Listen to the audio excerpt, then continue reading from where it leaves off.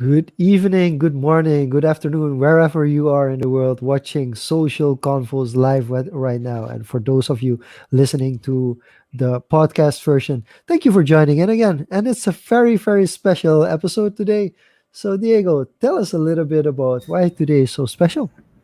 Special, different, call it what you may, but as you can see from the people watching the video, you just see the two of us starting the episode, but this time we're starting with four people, and you may be wondering, four people, where these people come from, and for those of you who have been following convos from back in 2020, know that it started with just casual conversations among friends, and fast forward 2021, we kind of gone official, launched a website.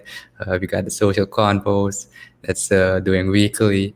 But many people now know social convos. But I think it's time to introduce the other hosts from the other shows to a wider public, although not many episodes have been released yet on those because we're experimenting with different formats. But I think it's time we're ready to, expose them. Let's call it that. But yeah, usually you guys see in social convos, the chat, we always have somebody checking the audio and video, and that's none other than our other host from Capital Convos. That's Greg Bainathsah, and from Creative Convos, you got Motif Designs with us, aka Tevin Morris. Actually, it's the other way around. Tevin Morris, aka Motif Designs. So, guys, welcome to Social Convos. Different Welcome, welcome. style from the usual, but you How guys does it can feel to be different. Yeah. guests? Tell us Oh, how it, do it feels great, but it feels anxious. I feel a bit anxious to be live because everything I say, it's out there in the internet forever. During Capital Convos, I can edit out if I say something stupid. So there's some pressure here. Yeah. Okay, Same thing what okay. he said. Well, we started off the first time as a live as well, not knowing what to expect. And the fun thing about live, this is something that you guys know from the other side because you have commented on the live. We have some people joining in, so please joining in. And Tom is actually there's actually a separate conversation going on between Plu and Tom at the moment, so that's a little fun as well. And Anil is joining us as well. From on Facebook. So thank you for joining in again, Anil. So basically, today is gonna be a fun show. We have set the boundaries. Well, that basically the four hosts of the different Confos podcasts are available here. They are here for questions. So if you're watching and you're thinking like, okay, I want a little bit know a little bit more, like when's the next Capital Confos coming out? What exactly is Creative Confos? Feel free to drop the question, but also just to have a little fun. Diego. We could almost start with a quick fire if you want to. Yeah, let's hit them up with a quick fire, real quick. So we chatted in the our little group on what we're gonna talk about. I kind of been not reacting just to leave it open. So guys, let's start with Greg.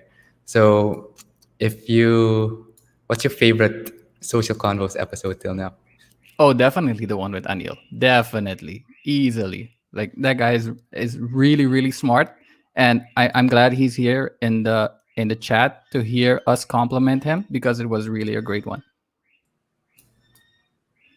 All right. And should I go now? Yeah, go ahead, Okay. Deb. Yeah, my favorite one was the one with Sergio Pengal. The way how he developed himself even in hard times. That was a really good one. Yeah. So you also see like the different things, and it's interesting that you chose two guests that are actually Suriname related. So that's pretty awesome as well. And I do want to know from your guys' perspective, what's the episode or what topic would you love to discuss the most tonight? So I'm asking that question, of course, to the both of you. Well, I like to talk about economics, memes, and investing. Like if we touch at least one of those three, I'm good. And if it's all of those three, man, I'm gonna sleep well. Well, in my case, that would be more on the creative side, but also in a way from okay. If you watch our infrastructure for creatives in our country, you'll see there is a lot of development that can put out there. But there is a structure that needs to be set first, and that's the financial structure, and that's where Gregory can come in, working together with Diego, so we can explain that further. Yes. Yeah, All so right, all right, all basically, right. you guys gave a description why you're co-host of the show. So maybe we should start with that. That's a good segue to definitely go into, and that's the reason why I approached you guys individually in the beginning as well. So actually started with another friend back in the day, and he introduced. I already knew Greg, but he introduced me to the financial side of Greg, and that's where we kind of hit it off, and continued with that. And Tevin, I know Tevin from previous years, from the social media conferences here, and I knew his illustrating work, and I knew he was trying to document the process, and why not make a podcast of that. So that's why I approached them, and you kind of Jean-luc got, yeah, not sure what to call that, but you got reeled in. Yeah, we've been through this already. We've been through this already. Basically, it was a win-win for Diego and I to start social Confoes. So we both really benefited from it. I mean, people that are watching don't know. Quick shout out to Jill who's watching as well. Good evening, good evening. And people don't know the backstory. Like we were discussing, like in a pre recording session, they were talking about my inconsistency and me being late, and always social confoes always starting on time. So for me, that's a great trigger on Tuesday to start right at 9 o'clock to start the show. Now, I do want to go dive directly into the things because basically, uh, Greg, you mentioned economics, memes, and investing. For me, there is only one topic: Doge. So let's start with Doge. Is Yeah, is Doge all three? Is Doge economics, memes, and investing or not? Yes, yes, it is, and I believe it's the best of all three of them. I agree. What? And what would you say Ah, to this when new tweet notification from Elon? What's your take yeah. on the influence that Elon has, and especially on Doge lately?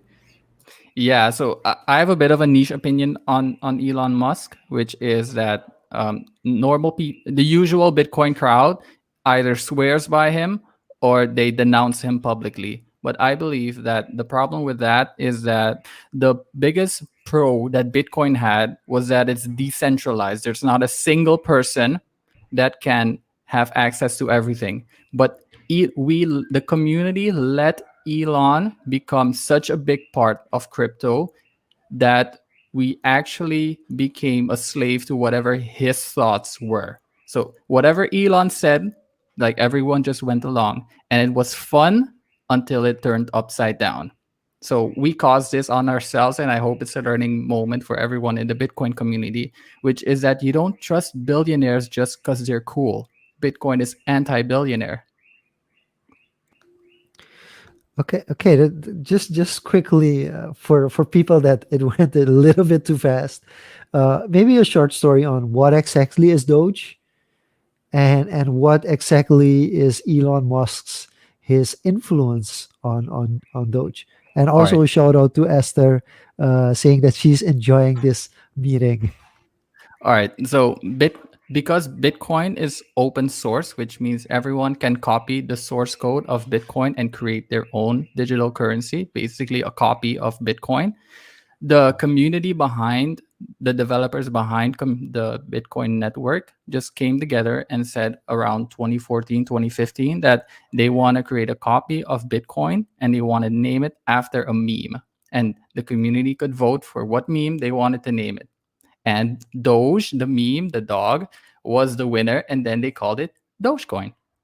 And Dogecoin is a carbon copy of Bitcoin. It's gotten really huge. And as of a few months ago, Elon Musk started pumping it like crazy. He publicly tweeted so many times about it, and every time he sent a tweet about Dogecoin, it would run up 20%, 10%. The memes were insane because if you don't know, Elon Musk at the time was the richest person in the whole world. And for people to see that, hey, mom, like this is, I'm not doing crazy stuff. The richest guy in the world says this is cool. So I'm cool now. So people put a lot of faith in Elon Musk. And then eventually the support started to go down. And eventually, he made a public statement that his company was not going to be accepting Bitcoin anymore. And then that had a whole cascading effect. But basically, the faith from Elon Musk, the godfather, it went down. And then that caused a whole negative spiral. So It jumped. It jumped. It stopped going up right around the time that he was the host of SNL, Saturday Night Live. Is it also due to the fact that they were expecting more? Because he plucked Dogecoin at least 3 times during all those sketches during Saturday Night Live. So was it like that they were expecting it to promote it more, or was it something else? Yeah, I think that the expectations were too high, and anything they hyped it up to be, it would be disappointing.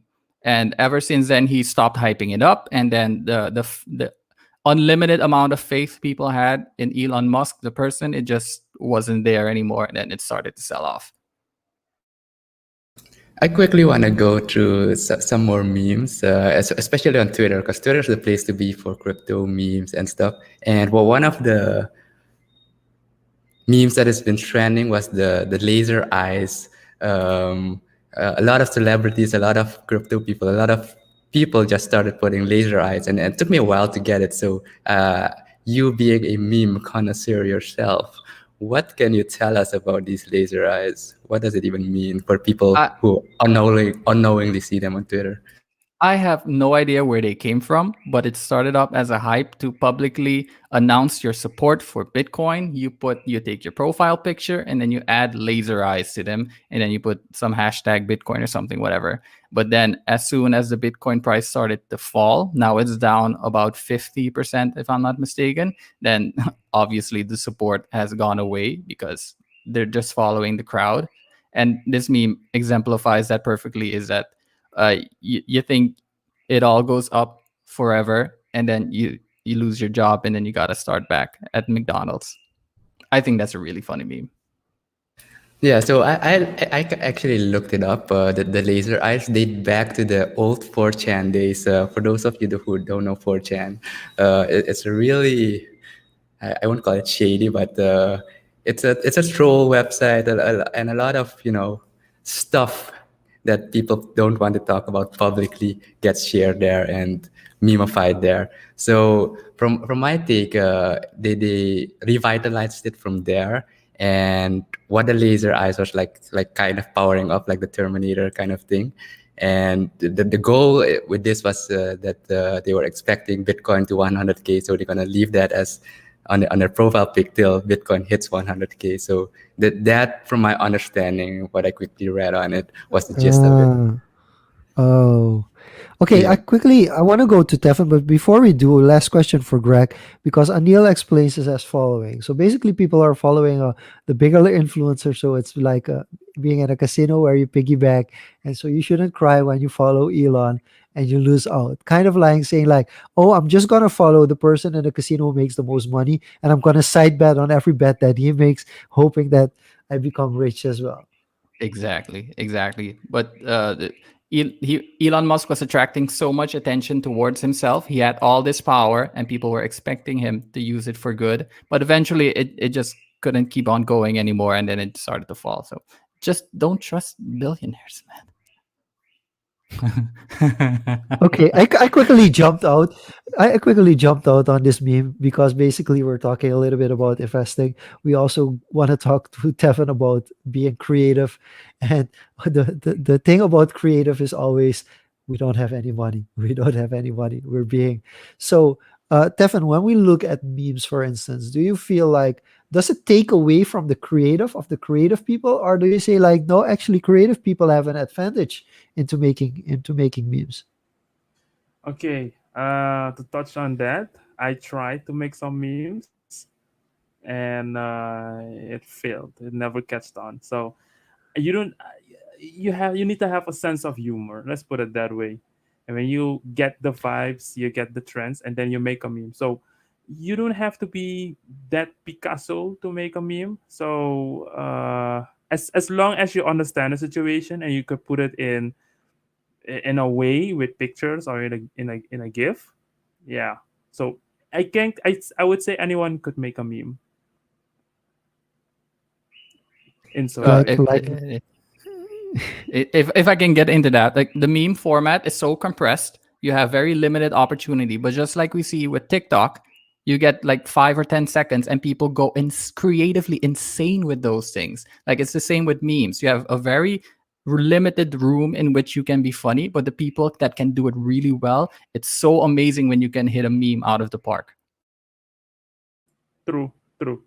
And to put it out in its perspective, look, when I tried to make a meme a few times, I put too much effort to put it creatively, and I'm losing the edge for the humor edge. Like I missed that out. So it should be sloppy, basically. yes, yes, yes, and see, I got a thumbs up. But if I would look if I looked at memes, it's slop. It's like it's done on a phone app or something. But I tried it on. Maybe I should try that. But I tried it on using Photoshop. Make it nice, play with the text and all that. But hey, yeah, I see that I'm I not that think great there's in a it. niche for that. I think there's a niche for that. But in most Yeah, cases, you just use a free online meme app, like a meme maker, and then yeah, sometimes you just cut out like the name of the meme maker. Even like people do that as well, or they just steal a meme from somebody else and then just added two small things and then put their name on it. It goes quite crazy, and I also think yeah, it's hard like there's this discussion like one of Surinamese company that actually posted a meme and I replied to it and somebody replied to my comment saying like is it normal for a company like this to connect to such a meme? Isn't that like isn't that like a bad correlation between the company and the meme if the meme is like kind of dark? And I was like, yeah, I don't know. So I'm not sure what you guys think about that. You'd be surprised to how much people appreciate dark humor. And it's kind of a reflective, in my opinion. It's kind of reflective of people that don't want to say something publicly, but it reflects the real how the situation really is in a like satirical, cynical way, and people usually connect with that. And the funny thing is, Greg shared another, not per se a meme with us, but kind of like if you look at it now, companies are looking to hire people who kind of they call them meme artists or shit posters, and this is just to connect with a different kind of community, different kind of way of reaching people. So Tev, I'd like to get your take from a creative side, from a creative perspective, and also you also work at a company, kind of design, marketing aspect, branding aspect. What's your take on formal job listings like this? well, to look at it, memes are getting hype, memes are getting shown, memes are getting posted, reposted, and that is kind of like a way of uh, rolling with the wave. And if a meme makes a wave, you instantly get a lot of you can say your post can go viral. So if you make a meme that stands out of so many memes, people will share that. And that is basically online marketing. It's content marketing. You're posting that, and I would say more companies should do it in our country, because as you see as I watch Facebook, there were a lot of trends online. Maybe something bad happened and somebody made a meme, and other companies take it over. I've seen that. I've checked it, and it works. People are literally posting that, but it's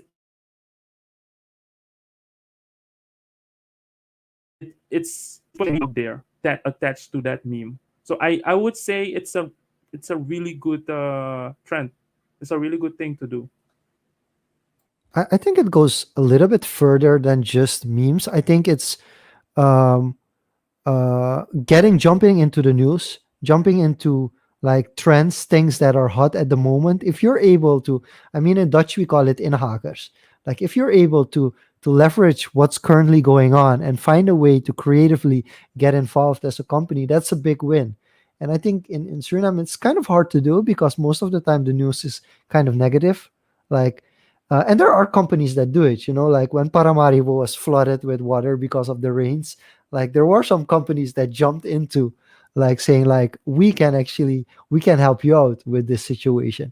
But it's for companies it's really hard to kind of jump into situations, actual situations when it's kind of negative, like there's a negative connotation to it, then they're very much afraid to do it. Whereas there are some companies that are just like, yeah, we can do this. We're gonna go for this. And those companies get, of course, thousands of shares. Yes.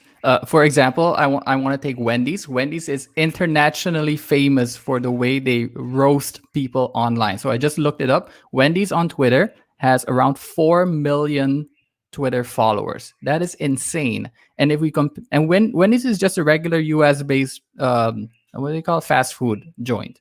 And they have more Twitter followers than McDonald's, which is a global fast food chain, right? All that following, all that expansion in network is just because of how good they are with their memes. It's ridiculous. Memes are amazing. And maybe I will jump into that. They even have the audacity to roast other competitors. So not only people, competitors. So Yeah, but sometimes the competitors ask for it. that's one. They do. I think I saw an ad also where I don't know it's Burger King or something, but they are using the old toys to make some trays or something with that. They're recycling it.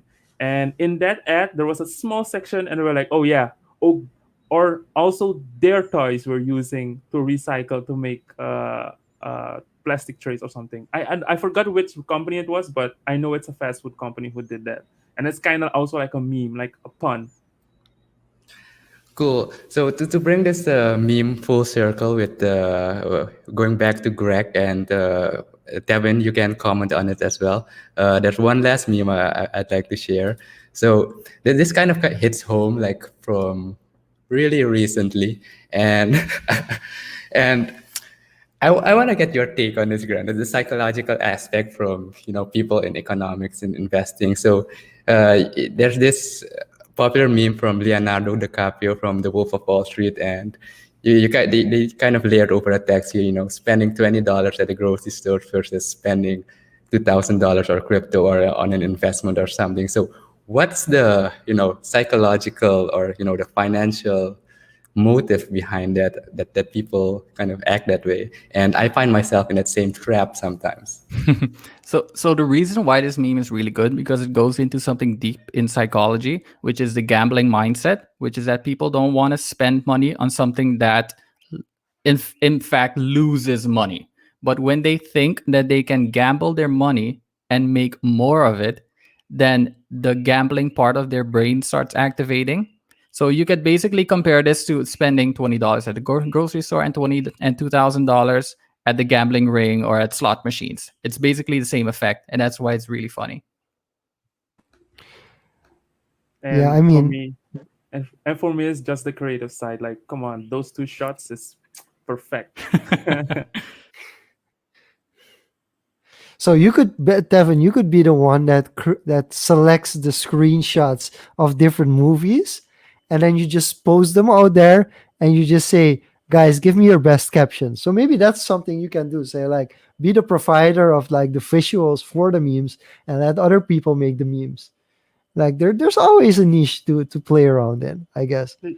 Yeah, that's a good idea. I think I tried it once. I think there was a movie going on or a TV series. It was called Bridgerton, and there was also this trend with uh oh, how should I say it? Someone in the politics that had did something with money, and I kind of put my head and I put his name, and he was saying, "Oh, look at those peasants," because in Britain they were a lot riots and those kind of stuff. So it kind of catched on, but not as I hoped. So don't put your hopes too high. Also up. That I would say too. Hey, it takes work. It takes work. That's what one of the memes has said as well. Like, if you would invest like 5 years of your life into creating memes, I mean, you're bound to catch on. But then don't stop after 4 months of trying, because you just haven't reached. And I think people underestimate that a lot. I mean, like, uh, pretty simple, really recent example. Right now, my YouTube channel is doing quite well. Like, from the last 3 4 videos, I'm getting 1,000 views per video, just because it happens that at the moment I'm also wearing a Surinamese vest. Nacho is hot. Everybody wants to talk about football and about the World Cup qualifiers. So the topics that we're uploading now is resonating better with the viewers than, for instance, high quality information that I would usually post. And that's all part of the trying this for years, like finding a way to use content, to find out what kind of content do people want to have at what moment. And yeah, we really like long form. Of course, we look at Joe Rogan and like, wait, I can do a podcast for 2 hours. Let's just do a podcast for 2 hours. Why can't we do a podcast for 2 hours? But once you do that, like, if you do a podcast for 2 hours, somewhere in those 2 hours there are 2 minutes and 30 seconds that are legit fire. But if you don't take that out and distribute that on other social media platforms, like, nobody's ever gonna find out about it, because nobody is gonna look for 2.5 hours to find a 2.5 minute segment that's really fire. So I mean, the media companies have figured this out a long time ago. It's just we are starting to slowly catch up to that idea as well.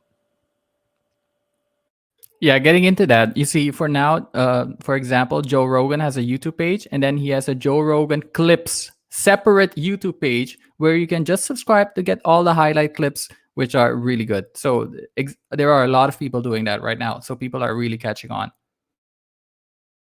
Yeah, and also the funny thing is, like you only start the second channel when the first channel is already kind of big, and you want a different audience. So it doesn't make sense. So this is also the conversation that, like, we are having with this podcast and with other podcasts is, should you have a sorry, should you have a separate channel just for the podcast? Yes or no? Should we have a separate Spotify just for the different Confoes podcast, or should the Confoes be just on one Spotify link? So it's these kind of things. It takes time to figure these things out. So I'm glad you mentioned that, Jean-luc, on should we let's go a bit meta, since we got all the hosts here. So let's go a bit meta and use convos as our guinea pig. So let's start with Tevin for this one. So from your perspective, right? Kind of we kind of went on a hiatus, a little hiatus with Creative Convos. We started recording again recently, and we're planning it out. We expanded the list of guests as well, but from your perspective, at what point do you think, or how do you see Creative Confoes going forward within the Confoes platform? Should we go, separate Spotify, separate Apple, is it Apple Podcast channels? What's your take on that? We're now publicly discussing what we do behind closed doors.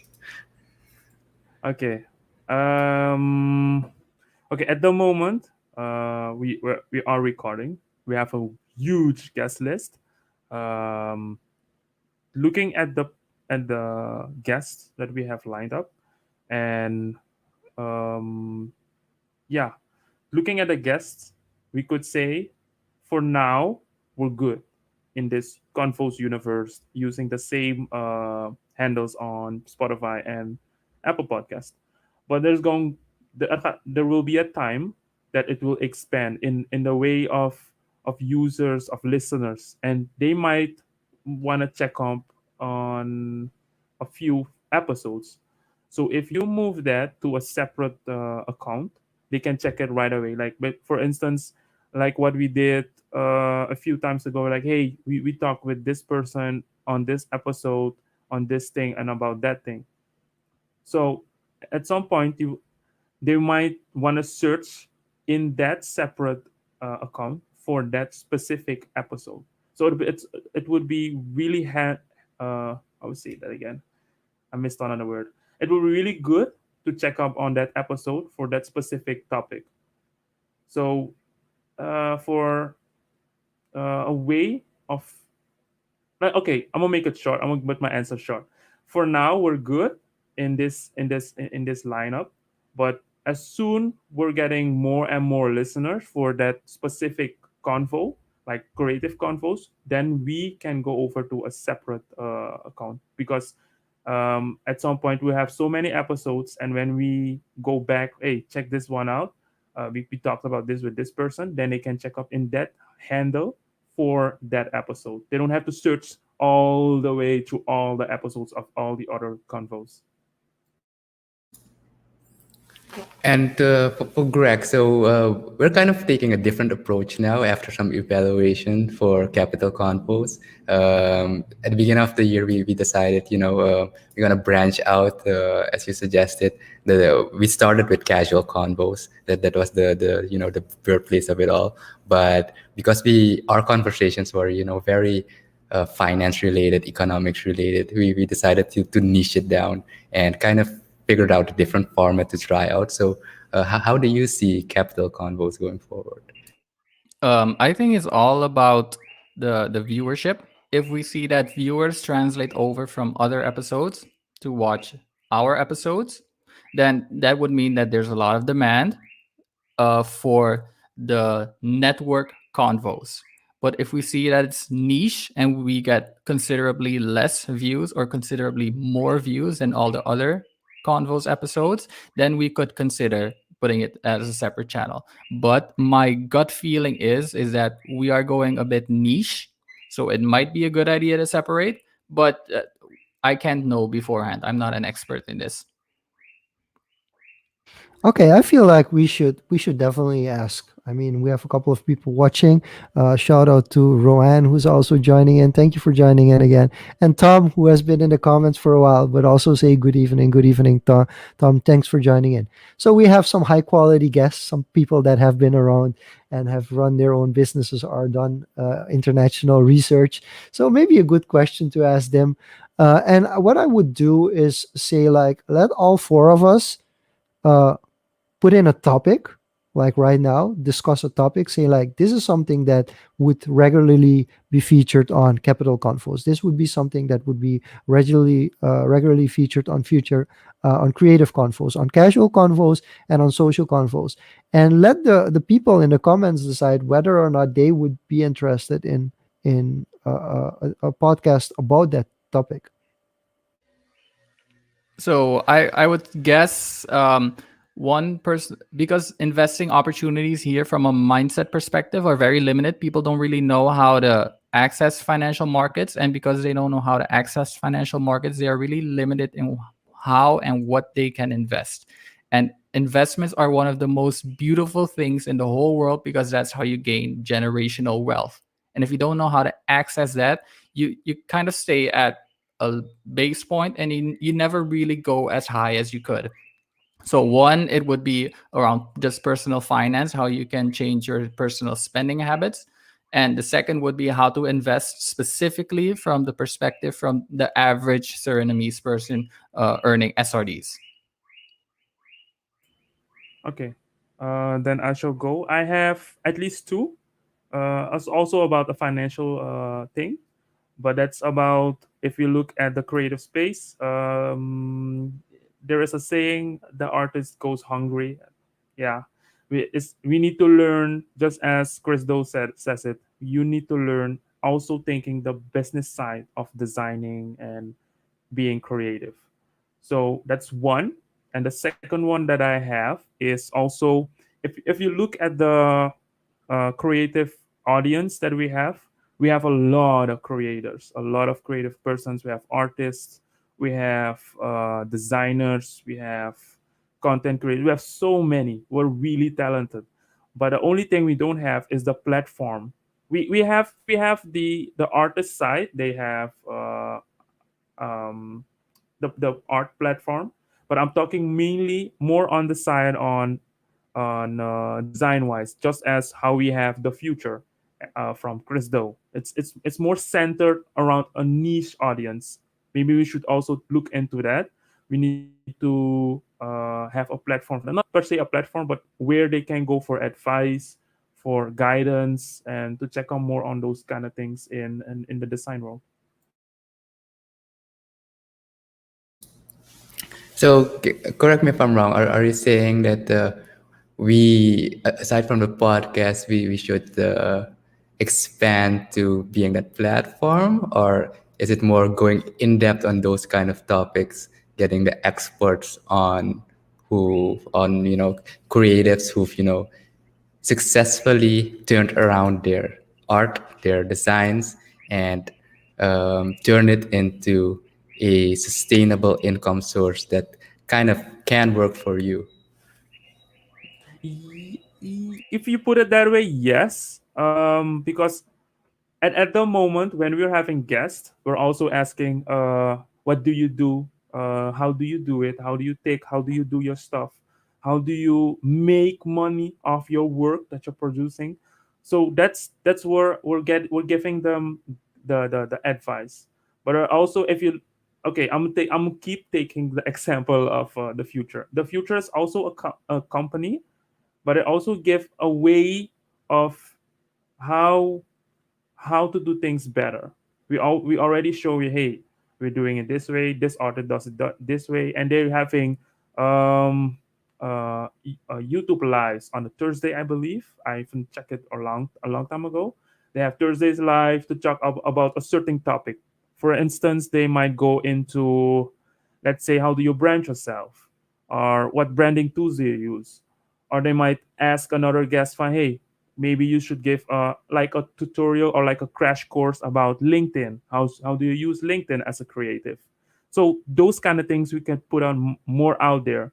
And the Confoes, Creative Confoes, is an outlet channel where people can get ideas from, and where they can take other creators as not as ideals, but more as an example for, hey, I can learn from this guy. This I can do this better. I can learn from this guy much better. But as a platform, we could even use the website that you already have, put more things out there. Yeah. Okay, so because I have to ask about the future, so is it more like the show is it's a show and there's a business model built around it, or there's an actual business and part of the business model from the business is running the show? Okay. If I look at the future, they are a business. Um, they Yeah, they do business, but it's more, the future is, you can say, the more there's a platform for more, like expanding the way of how other people are doing their work. Because I know Chris Do and his team are sitting in a company blind, but whatever they're doing and learning, they using the future to tell it out there. And he has a saying that he puts out there, is to teach 1 billion persons. 1 billion, he wants to reach 1 billion person to do that. So it's a goal he's using to teach people, because he was a teacher at a design school, and he's using that to yeah, to emphasis more on how other creators should get their work out. Because he says there are a lot of persons struggling, and they need to get the word out from, hey, we need to do, for instance, how to branch better. He's saying, he's giving tips. He's even you can even buy certain things like documents. You can also get them for free, those kind Yeah, of but things. so for me personally, if you describe it like that, me being an entrepreneur, I see that as a business. I just see it as a business, and the platform is kind of part of the business model. Like it's kind of similar to the conference, whereas the social media conference Suriname, it's not a conference for Ineffable, of course not. So we're a business, And the conference is a platform for everybody that's into social media for Suriname. So we don't try to hijack it saying it's our conference. We're just the host of the conference, and the platform is on itself. So it stands alone from the actual business. But on the other hand, the business benefits from it as well. So you can't see it like a foundation, whereas a foundation, its sole purpose is to just build the platform for it, which is a very different approach, which we do, for instance, with the Surifesta Foundation. That's like an NGO, it's non-profit, it's completely focused on a certain goal. Whereas for me, what you're describing is kind of more like a business that actually has a platform which it uses to gradually grow and help others, but it's still part of the business model. You can't fully Yeah. separate it because So the business to add profits to from it. that, maybe I'll add to that because I know the story of the future as well. Kind of that's how me and Tevin aligned in the beginning because I've been a avid, I've learned a lot from their content, and they originally were an agency, a creative agency called Blind, and basically they work for the big boys like Xbox, made huge advertisements, and they built up that reputation, that track record. They started on the site with the Future Academy on YouTube, as using that additional content for sharing, using that abstraction, kind of like what we're doing, repurposing content for stuff, and that kind of started gaining traction. And then they slowly pivoted from one business to the other. um, and it took a few years to build up that audience, and they kind of used investment from Blind at first to build that up, and then pivoted the business completely to be not just an agency anymore, but to be a kind of a education platform for other creatives, to teach them the business side from what they've learned through that journey. And they've actually, or what I really liked about that was they had creators on. They tried different models, but documentation was a huge part of that process. They documented everything, and they really invested in the quality. And I think that sets them apart from like other similar types of platforms, or Coursera, other education platforms, is they really niche down in the production and really focus on the pain points of creatives at that point. What I think for us could be, the differentiating factor. They are very, even though a lot of it is applicable to anyone in the world, but it's still very US based, US focused, with the infrastructure there. And that is, I think, where together with the financial part, which is why I overlap those two topics, where we could play a role and capitalize on that potentially. But it's a long game. That's my take, at least. Yeah, exactly. That's he put it really out there. Like yeah, that's how the transition went from the Blind to the Future. So I wanna know from you guys, to be honest, how pragmatic do you want your confos to be? Um, could you please explain what you mean by pragmatic? So basically, most of the time, it's like talking about something, like putting like a seed into the minds of others to realize, like, hey, there's this much potential. This is something we can do. It's really hard to get into the world of investing, but once you start investing and seeing like how the money multiplies and how it works, it becomes of kind of eye opening. So that's like you could do it from that perspective, that you want to like put in a seed, you want to motivate, you want to inspire others, or do you want to go to a side that you're actually also teaching people, like, okay, so how should I do this? So for instance, buying crypto in Suriname is, it's kind of hard. Like if you don't have a bank account like outside of Suriname, buying cryptocurrency like for yourself, like directly to a wallet, is kind of damn near impossible. So the question becomes like, do you want to go a little bit pragmatic, where you kind of teach like these are the tips and the tricks and the things that you can do, or do you want to focus on the inspiring and the aspiring investors, the aspiring creatives? Do you want to kind of push them a little bit forward, but ask them to do a little bit of their own research when it comes to actually becoming practical? Well, I think that wasn't the original plan, at least for the Capital Confoes. The original plan for the Capital Confoes was to find a way to network with outside financial advisors and people in the industry, because from Suriname the industry is so small that you can't even get your foot in the door. So when you just start small, just set up the contacts, see how they think. That's how I wanted to grow it, at least. But we just talked about, if there is demand for the local population for how to get in this world and how to actually start get the ball rolling, then I could definitely see it going a direction of more pragmatism and getting really down to the basics, fundamentals, crypto 101, like economics 101. And we could do that for a few months, and then we could slowly advance as our audience gets more advanced as well. From my point of view, if I would check on what we are doing at Creative Confoes, it was from my mindset already from the beginning. I want the other creative persons or whatever, what the artists or anything who's in a Creative Confoes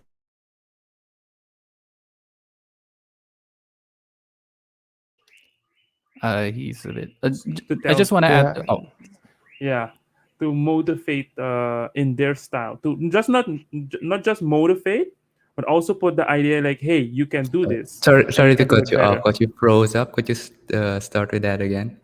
Uh, Oh, you, sorry. you So froze okay, up, yeah.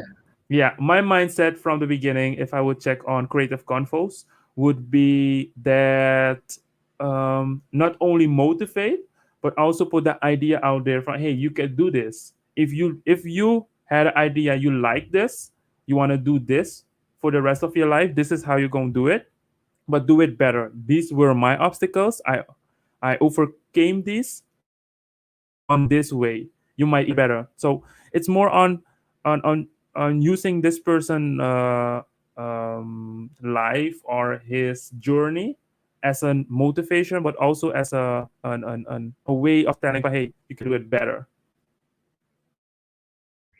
to quickly So add to that, the one of the main things people miss with a podcast is that you have an excuse to have a conversation with some of the smartest people in the world. Because if you call Jeff Bezos or someone you look up to and say you want to have a chat, you want to network, chances are 99% they'll say no.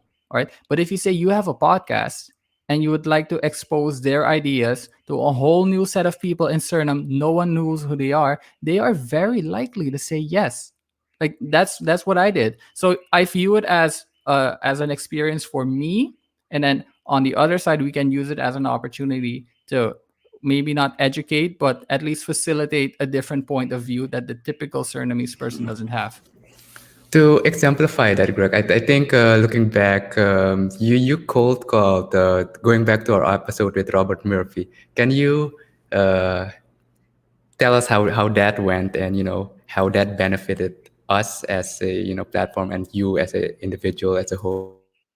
All right, so the story is, there's this economist I really really look up to. I read his paper, I bought his book, and then I just sent him a random email just thanking him for something he wrote. It was very insightful, and then I asked him a question, and then he gave a response to my question, and then I hit him with the "you wanna come on the podcast?" And initially he didn't reply for a few days. Then I just sent a reminder, and then he said, "Oh, cool. Sorry, I didn't get back to you. I'm swamped for the next 2 months, but we can do it a few months after that." It's just that simple. This guy is a PhD economist, right? I look up to him a lot. He is pretty famous in his small niche, and he just like, yeah, cool. I'll come on. No big deal. Like it was that easy. Just send an email, send a reminder, and it was like that. It was scheduled. Like that's how easy. If you have a niche for horror makeup, like just send those people an email and you can get started, because there aren't many opportunities in Suriname, I can imagine, for horror makeup, because I don't see it on social media. But you can just send anyone an oh, email. it's there. It's there. You just there's a niche, and there's actually a niche. And I do want to jump into that, because if you're gonna mention that, you should also put out the content for that, because there is actually a need for it. And Rowan just Yeah. wants to say it's very encouraging. So now I'm gonna quickly yeah, throw you guys not under the bus, but I'm gonna challenge you guys. Uh why Why doesn't the why don't the confoes happen more often? Should I go first? I will go first. Okay. Um, we went like we were at a moment when yeah with the lockdown and everything. No excuses there. Don't I'm not gonna make excuse, but I was really I was blown by a lot of things, and in a way I stopped in a way kind of communicating with Diego, but I still was asking a lot of persons around that I knew for, hey, you want to go on, do you want to jump on, and then when we got back together with Diego, and I was like, yo, I have a list, can do this, and then we started making steps again, and we also have a schedule for at least dropping at least one a month. So we're getting there. We already started recording again, so we're putting it out there. Yeah, just quickly, I do understand you can do it like every week because then Diego will have to do 4 podcasts a week, so that might be a little much as well. Just pointing out, Greg, that Anil also totally agrees with you regarding inviting a podcast of international. I mean, Anil is an international renowned person as well, and we got him on the social confos, so that was a great example. But you were about to answer the question as well, so go ahead, Greg. Basically for me the podcast is not something I allocate a lot of time to, because there are a lot of things that have a higher priority in my life, at least at the moment. That's point one. Point two, the lockdown messed up everyone's schedule at least a little bit. And point three, we are pre-recording a lot of content, so in case there are stumbles in the future, we have a buffer of a certain amount of episodes, because no one, you need that. Once you really get started, you need that consistency, or otherwise the algorithm isn't going to work in your favor, and you need everything to work in your favor as much as possible. I do agree, and I do think you have to put it out, and you have to continue to go at it. And Diego and I mean, it's like we do this every week. It's not like we don't have our downfalls, that we don't look at the numbers and like, hey, why is this episode better than the other one? But in the end, you get into a certain rhythm, and you kind of it becomes part of your life. At least for me, this show is part of my life now. So I think that's also something in perspective. I think you guys have pretty good setups. I mean, your audio is on point as well. So I can imagine. Of course, COVID screwed it up because the podcast setup for both Confoes was different. Like it was actual Confoes physical setup. So you do have to change that, and of course, you don't want to lose the quality due to the internet connection. But in the end, like just this conversation as well, we do have a couple of technical hiccups, but it's not that much that you're willing to sacrifice and say like it's not worth doing. So I do want to empower you guys because I feel the content that you're going to put out in some cases will be valuable, even more valuable than the social confos conversation, and we do need that. So the longer you wait, the bigger opportunity basically not only we and you guys as hosts miss, but also the people that are listening kind of miss out on as well. So I hope that's kind of a motivation as well for like, hey, do this for your country, guys. Do this for the people listening. Don't think like nobody's interested. You just have to find a format that attracts the most people without losing kind of the idea of the show. So for that, Greg, for example, you were saying like maybe you should start a little bit lower level, start a little bit more personal finance, give a couple of personal finance tips. I actually 2 years ago, there was somebody, a Surinamese creator, that was just putting out short videos saying like, these are some personal finance tips. And these just went viral. They went absolutely viral. Aside from how good he was presenting it, it's also still that people want that information. So if you have like, if you would have a social conference that would just say like how to save 1,000 SRDs a month, I mean, you know how many people would just jump into that because it's something that they're really interested in. And in the end, you have to decide like, do I want to track like this big audience um, that is into something that's very current at the moment? Or do I'm saying like, no, I don't mind if it's a small group because it's evergreen content, and in 5 years' time, this topic will ask the same question and it will be the same answer as well. Yeah, for sure. Yeah, that's really insightful. The motivation that there is demand behind what we're producing, even though it might be niche, like just that extra validation does provide a lot. Right. Yeah, and to comment on that, I do remember. I think I know which creator you're talking about. The short videos he made, and I know him personally as well. And he was at that stage. If I remember correctly, I had this conversation with him, and the demand was there, but there lacks. Once you start, you got to keep going, and that's where the traction comes in, the consistency. Because eventually you're hit a wall, and that's why I'm happy I got have co-hosts as well to have that accountability. Because believe me, if we didn't set up from the beginning, Jean-luc, that we were gonna release every week, it wasn't gonna happen. If we didn't do that, it wasn't gonna It happen. just Because wasn't gonna happen. we have, The thing that yeah, we sorry, the have thing those that you downtimes mentioned as here. well. Yeah, but the thing that you mentioned, I mean, Sheetal mentioned it as well about her first course, and then she kept going, and that's kind of we know the creator we're talking about is Risa, which I really like his content, and at a certain point, we I spoke to him about it as well, and it's just to pick it up again because you're gonna fall, especially if you're the first, like seriously considering something new, especially Greg, if you're going niche, you're gonna be the first and look at this podcast. This is episode 22. This is episode 22. We're still like in the early beginnings of social confoes.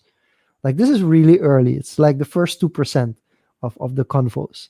That's what we're aiming for.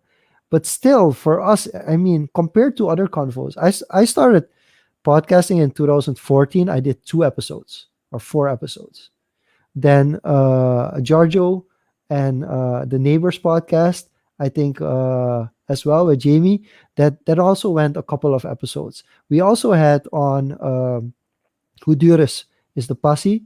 That was also a podcast that even went a full season, and it just shows you how difficult it is to continue because people are not gonna tell you like we love the show from the early beginning.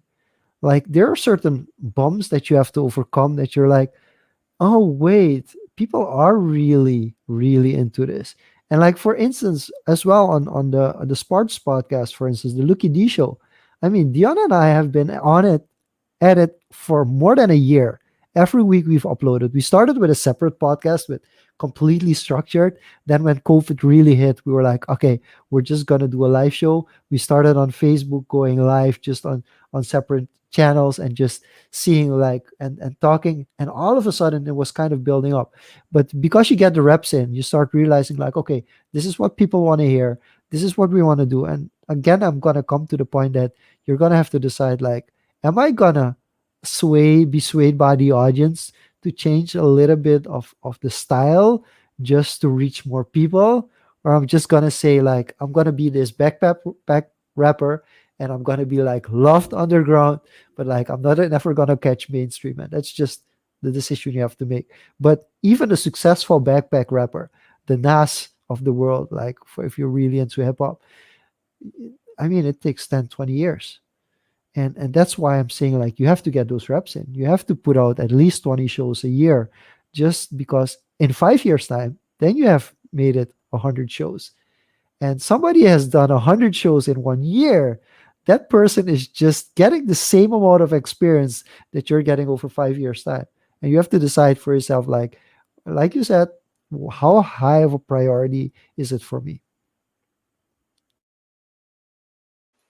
That is really, those are some really, really good points and things. These are things to think about, not to just respond and say, yeah, you're right. So I'll have to think about them, then I'll get back to you privately. Same, because it for me, creating something, it's not a problem, but keeping consistently, that's where the hard work lies. And it's not that I do not love hard work. It's like when you're working on something, you're getting it, you're like, oh wow, nice, it's perfect. But yeah, we shall not go to perfect. 'Cause but it's go more on like when you create something, it's good. You see the audience react to it. I've seen it many times when I created something, I put it out on Instagram, you're getting reactions. But to keep that up, it's another story. And I did with the I did with the convos. I searched up so many persons, and when the time came, when after Diego touched up again with me, followed up, I literally went back to them like, hey, we're opening up. We started recording again. When can I do this? And before you know it, we had the entire list, and we have literally people all over the world, and it's just people from my Instagram, LinkedIn, mainly LinkedIn and Instagram. So we'll work on it. We'll definitely work on it. Yeah, definitely. And I've had this conversation with every one of you individually as well. So we got homework, but definitely. And I think it's a good place to close it off as a part of self-reflection. And also to, for the people listening to get some value or something to research on the way. A book that comes to mind on having this consistency, this creative rut to get over it. A great book is The War of Art by Stephen Pressfield, I think was the author. So I highly recommend that book for anyone listening. The War of Art by Stephen Pressfield. We'll link it in there as well. And yeah, so if you've listened all the way to the end of this episode, appreciate it. We didn't really have any fancy guests all the way up from the other side of the world this time. It was just more an Hey, introspective these are very, episode. very fancy guests, Yeah, Diego. yeah, These are yeah. really high not not quality not guests. not to social convos has a format that people expect, and this was kind of a curveball to them. So that's why I'm mentioning it like that. But yeah, it's this is very introspective, and I think it's very important for us as a podcasting platform to look at us ourselves every now and then to see at what point we are. And I think this was good therapy. Quick shout out to Tevin. And so, guys, quickly before we leave, and I have to go behind the television because we have to watch Canada play against Ornacho. So, quick shout out to Hedwig as well. Keep it up, guys. So, quickly, what's in store? Where can they find out more if they're interested in the other convos? Where would you send them? All right, for Capital Convos, you can just go on the Convos website. Regarding future episodes, we'll start releasing content at around end of the month, but we might revisit that and start earlier because of what Jean-luc just said. Like I want to start recording tomorrow. All right, so we'll get to at least the end of the month, then we'll have future episodes lined up. I believe either monthly or bi-weekly after that. Yes, it's the same way as Creative Convo. It will be on confoes.com. Yes. And we will be posting at least one a month. And we already started recording. And we will still record and keep up those episodes. Thanks for listening, guys. This was Social Confoes. The audio episodes will be released on Saturday, and Jean-luc is egging to go because Nacho is playing against Canada. So we won't, and everybody probably who's watching this also is moving on towards Yeah, that. So we won't keep yeah, anyone we're any moving longer. on. So have a good evening. Enjoy enjoy the game, and we will see you next week on Social Confoes. All Yes. right, bye Thank you. guys. Yeah.